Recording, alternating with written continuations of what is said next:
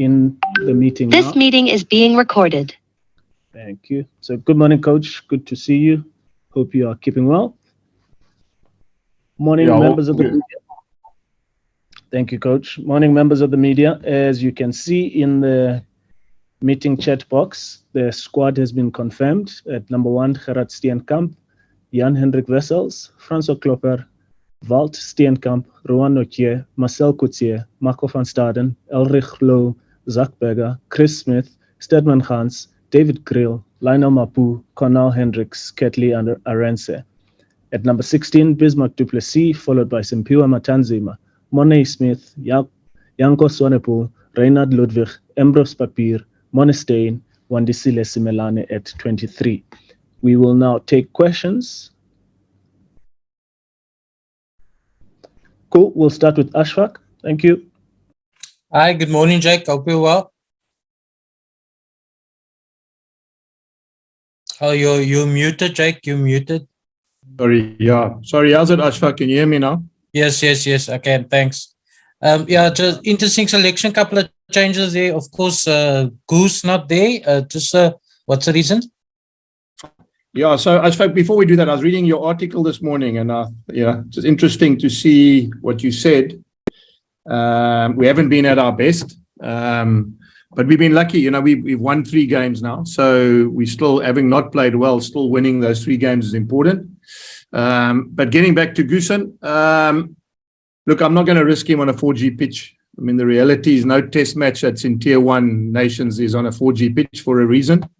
And he got injured on that sort of surface, and I just feel, from a player welfare point of view, and from the fact that he's come back from a horrific injury, being out for 11 months, I just don't feel like we should risk playing him on a 4G pitch. So, but I also saying that I've got confidence in Chris and Mornay. I mean, they've been with us since I got here. They know how we want to play. They've done exceptionally well in times that I've called on them. And they get it, they get the job of doing that number 10 role for the weekend. And we saw what happened with Pollard as well last week when he came back. Is it perhaps also a mental thing with Johan? No, Ashfaq. I mean, obviously it might be, but I mean, for me, I'm not asking him whether he thinks it's okay. I'm taking the decision on my own. I just don't feel like I want to risk a guy on a 4G pitch when I know that that's a kind of surface. Firstly, that's where he got injured, that sort of surface. But also, if you look at the history and you look at the records, there's a lot of guys who get those sort of injuries on that pitch. And, with him having come back from 11 months, it's not something that I want to do. I don't want to take that risk. Thank you, Ashfaq. Heinz, you had your hand up. Yeah, thanks, Lunga. Jake, who was a bit of a talking point in preseason, was the travel logistics in any way better this time than it was previously? No, Heinz. So we took 24 hours to get here. We flew to Doha, then from Doha, we had a connection, had to get connection to Edinburgh, and then we had to get a bus to Glasgow. So, ideally, it's not the way you would have put a tour together. And we had to leave on the Monday because obviously the chances of missing your plane on a Wednesday or Thursday means you won't make your fixture on a Saturday. So, it's not ideal. And as I said, it's not something that if we were going to organize, if it was a team that we wanted to get the best out of, we would have probably flown on the Wednesday or Thursday, got here directly straight here. Heinz wasn't ideal, but it's not an excuse. The Lions did the same thing. I think they were 27 hours in their journey to Wales and they've won 2 games. So, I mean, it is proved that you can do it. You can actually travel poorly and go around via Doha and still win games. So it's not an excuse, but it's not the ideal. Thank you. Kobus? Thanks, Lunga. Morning, Jake.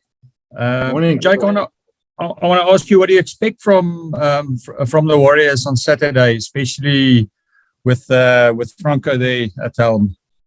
Yeah, okay. Kobus, I mean, I'm sure you would know they've only lost 1 game last year at their home ground. This year they've played once there and they've won convincingly after losing badly in the first game. So what I'm expecting is not so much only what Franco brings, and I'm sure he's got a lot of experience. I've seen him coach in Free State. obviously he's done well with Italy as well in terms of his development as a coach. And I'm just expecting, home ground, they enjoy their home ground, they do well there. They've got a couple of their injured guys back this week, a lock, a prop, a block, a loose forward, I think, and and maybe a back, I'm not sure, but they've got a couple of they've got a prop, that's right. They've got Nathan Macbeth, they've got a loose forward, and they've got a lock back, so their forward pack will probably be a little bit more strengthened. And, as I said, the first game they lost, they went back to Scotstoun and they hammered the next team they got there because there was obviously a rebound action. And I've got no doubt after playing poorly last week that they will want to get another rebound action at home again against us. Thank you, Cobus. We will go to Simon and then we'll come to you, Heinz. Thanks, Aguza. Hey, Jake, I had a look at your stats and I stood still at the attacking stats. You second best at the moment. That says a lot about the way that you play. Are you going to improve on this weekend as far as that is concerned? Yeah, Simon. So I'm glad. Obviously, what rugby's it's a strange game because you can't be number one in everything all the time. We're busy working on certain things. As I said, I read Ashfaq's comments and his column, and I'm glad you see attack. That's the way we want to play. If you want to win any competition, you've got to score lots of tries. And you look at the Crusaders in the Super Rugby, how dominant they were attack-wise. You look at Leinster in the last couple of years in the URC, you see how important attack is. So we spend a lot of time on our attack. We've got players that buy into our attack system as well. So, yes, it's something that we're going to look at. Obviously, I don't know if you're aware, but Glasgow Stadium, Scotstoun, it's a very different stadium in that it's very windy. And you can't do anything about it. If the wind comes through that stadium, it plays a massive factor in terms of the way you want to play. And that means sometimes if the wind's howling, it's very difficult to hold on to the ball or try and play with too much rugby when you've got a wind that's helping you from behind.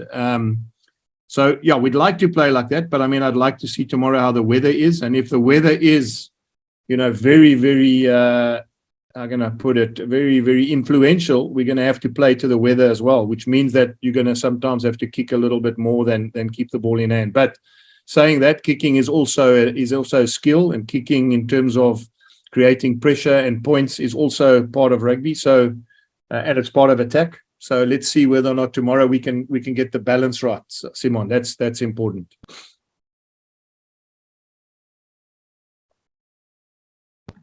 Yes. Thanks, Simon. Heinz? Sorry, guys. Yeah, my connection dropped. Jake, I know it's been a priority for you basically since you've actually started your tenure. You must be really chuffed that your versatility in your backline is also further expressed now by Steadman starting at 11. You're expecting exciting things from him. Heinz, yeah, it's. I'm glad you again picked that up. Part of where I think we are as a group, and I'm talking about the Bulls specifically, is to create players that can play in different positions because of the fact that I think that's where the game's going. A guy like David Creel, who's been an outside back playing at 12 now, has been fantastic for us. I think the time that Steadman has spent on the wing and understood his role, it's all about work rate for us. We want wingers that can work and that can, cut down mistakes. And I think he fits that role. He's a sevens player. He's got incredible work rate. He knows about how to repeat his actions. And we've spent a lot of time with him understanding the backfield. It's an area where I thought defensively we have been poor. Is understanding when teams turn us around and isolate our last player. So him and Kirtley, they played sevens together. They communicate quite well. He's understood that role, Heinz. And it gives us, having a wing that can run into the centers and can touch the ball many times as well is also important because it creates so much more stress on the opposition defense. So, he's got, as I said, one of the difficult things to do in rugby is to mark a winger that's never on his wing. And I'm hoping that he gets the confidence to actually back himself off the wing because he's dangerous. When he gets the ball in his hands, he's a sevens player. He's got unbelievable footwork. And I'd like to see him get involved as many times as he can off the wing.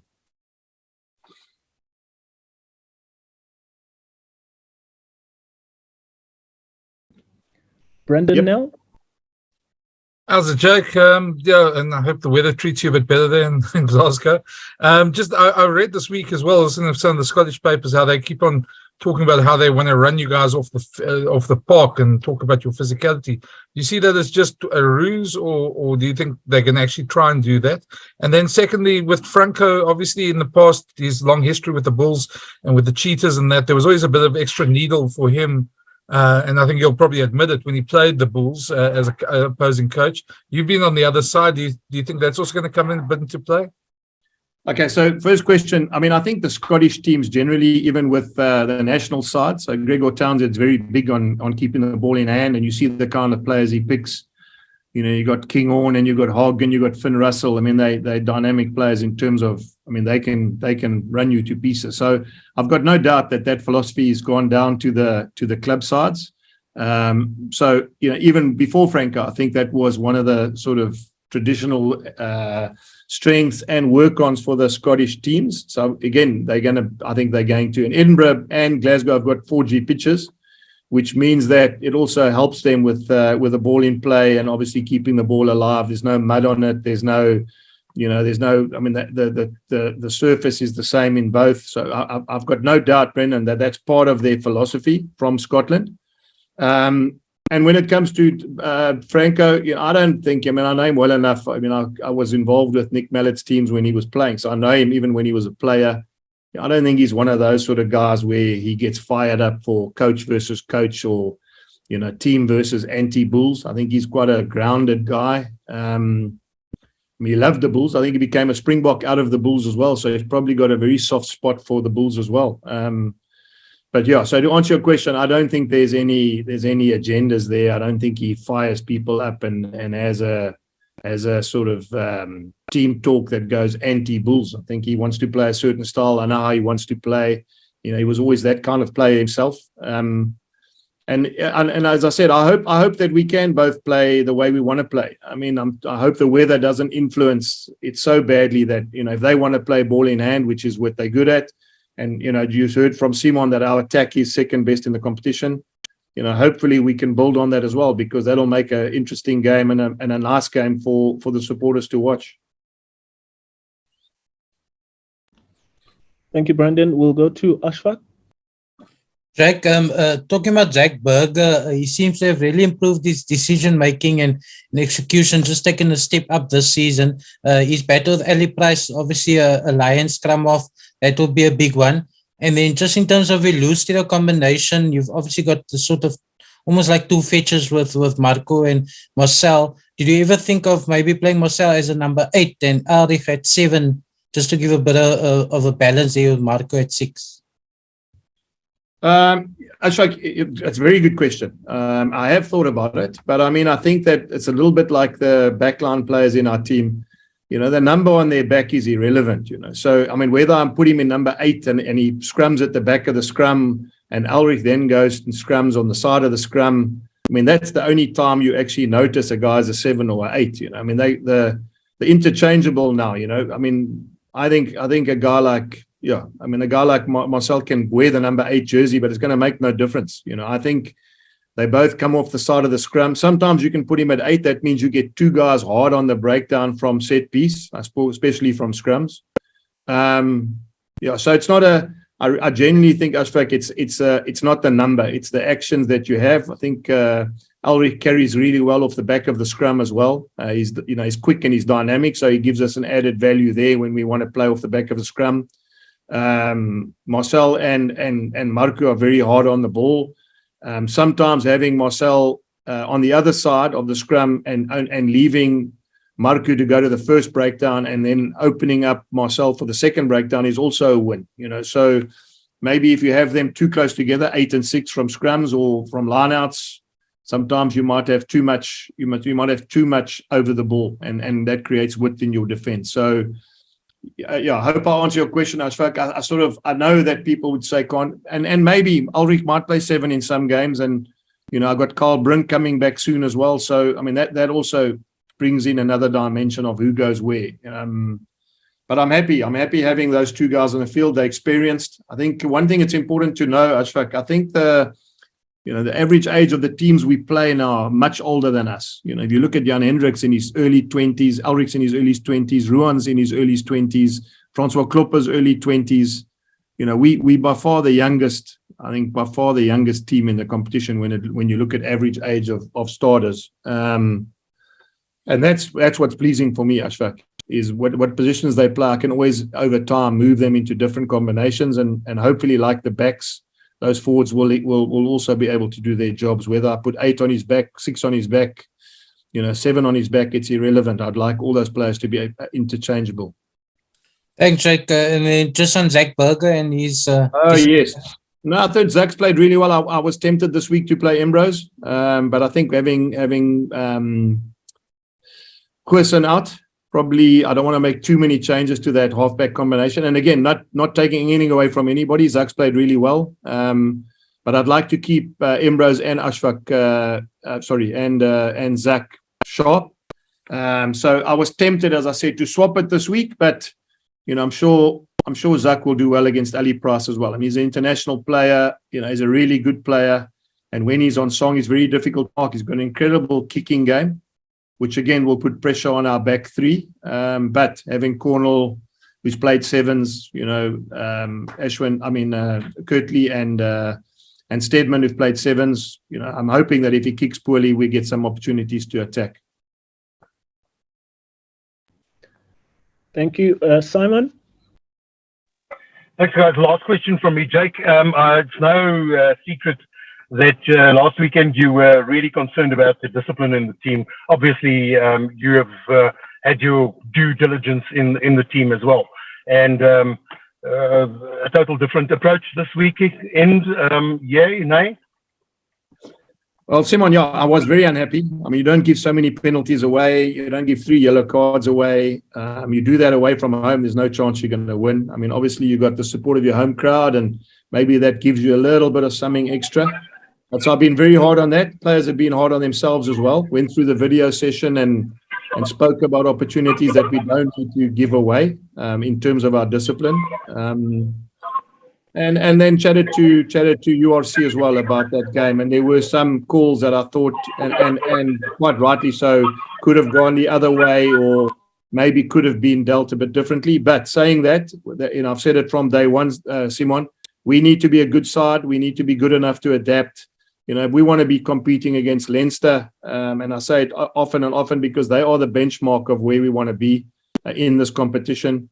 If you want to be the Crusaders of Super Rugby, you've got to get those things right. So we weren't happy, and there will be a complete different attitude, in terms of the way we think about the game and the way we execute the game when we're under pressure. I mean, we had a lot of pressure last week, playing with 13 men and defending with 13 men, and having flankers at lock and having different players props and interchangeable. It was a bit difficult, but as I said, it's something that we're going to have to be very, very good at and sharp at.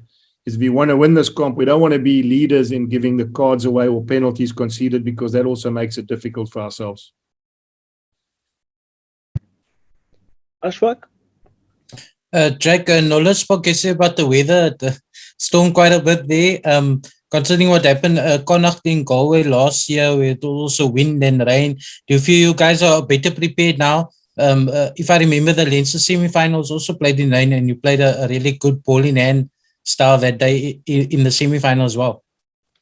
Yeah, I don't think the rain is a problem. I don't think so much the rain. I think it's when there's massive amounts of wind and you play against it or with it in a certain, as I said, some teams like to start with it early and get points ahead.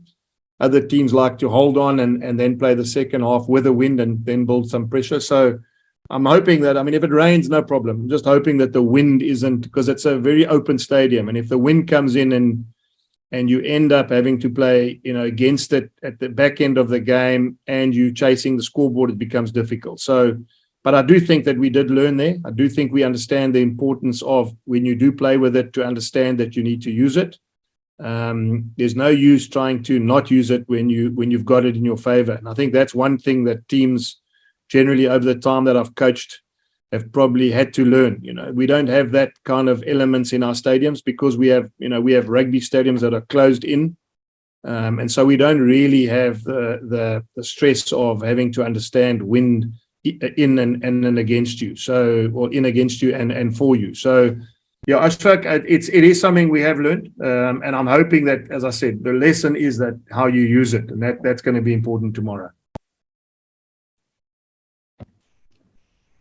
All right, we've got a spot for 2 more questions, and I'm seeing no hands, Coach. So, Sorry, Jake, if I can just ask, on the injuries to Kainan and Sabu and Grobis, how bad are they, and when do you expect them back?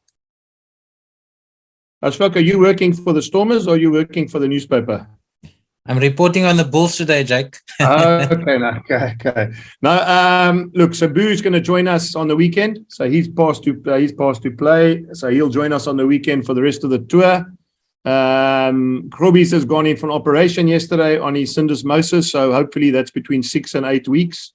And the last guy you asked me, Kainan. And Kainan at this stage looks that he's going to probably be out for about 8 weeks. So he won't play any part in either the last couple of our games now before the campaign, and probably won't be available to tour with the Springboks either. So, and that'll mean that he'll probably hopefully be back by the end of November when we kick off the second part of the URC. Sure. So, I mean, I think you have enough cover in the back line, but just with Grobis, Jan Hendrik, he did quite well at times, but also a couple of mistakes last week. So that's quite important for his development over the next few weeks. Yeah, Ashfaq, look, I was very happy, other than that yellow card, I was very happy with what he did. He's got an incredible work rate. I rate him incredibly highly. I needed to give him time anyway. It's probably not the way that I would have liked to have done it with Grobis being injured. But I know that you don't grow a player by giving him 5 minutes or 8 minutes at the back end of a game. You need to expose him to some pressure. Last week, he got an incredible amount of pressure against a really good team, against a really good front row as well. And he did well. So, you know, as I said, Ashfaq, part of this job is to create opportunities for players. Sometimes they create it for you, with Grobis now being injured. But I've got Bismarck and Joe van Zyl still there. Joe's won Currie Cup, 2 Currie Cups with us on the field. Bismarck's got a record that speaks for itself. So, you know, to have Jan Hendrik now as our starting hooker with those kind of players, and a guy like Bismarck tutoring him is a fantastic place to be. So I'm looking forward to Ashfaq. I think he's I'm not going to now tell you I have doubts. I know he's going to make it. I know that he needs opportunities, and these are the opportunities. And what better way to get the next couple of games under his belt? And when Grobis comes back, then we've got 2 hookers that have got some game time, and 2 hookers that are, that have give the coach confidence to play at this level. So I'm not phased. I think Jan Hendrik will be more than what people expect, and I think he's going to be a good player in the next couple of weeks anyway. Cool. Thank you so much, everybody. Thank you so much, Coach. We will make the recording available for those of you who request. Good luck. Thanks, Cheers, Cheers, Jake. Bye-bye. Good luck. Cheers.